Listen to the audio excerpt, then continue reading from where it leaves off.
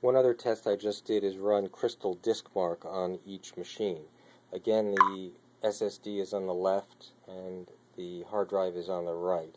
I should mention that the solid-state disk I bought has a SATA 2 interface which can go up to 3 gigabits per second theoretically, but the controller I got is a low-end controller, so it only goes up to 1.5 gigabits per second.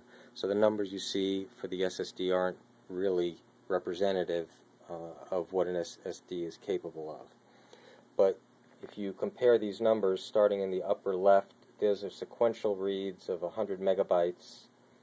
You can see that you get over triple the performance of the regular hard drive on a sequential read. And writing, it's about a 50%, a little over 50% improvement. And again, that's a sequential, everything in a row. The hard drive shouldn't really need to do much seeking.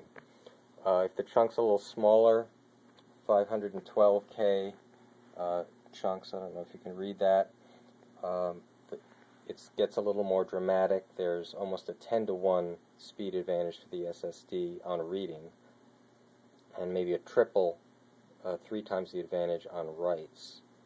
Then when we get even smaller, the next lowest chunk down here is a 4 kilobyte chunk, and it's 28 megabytes a second reading from the SSD and 0.3 megabytes per second on the hard drive. And with writes, there's another substantial difference, 5 megabytes per second, which doesn't sound like much, but they're very small chunks being written. And on the hard drive, it was less than 1 megabyte per second. I'm not going to go over the bottom line, but that's a quick rundown of how the numbers work.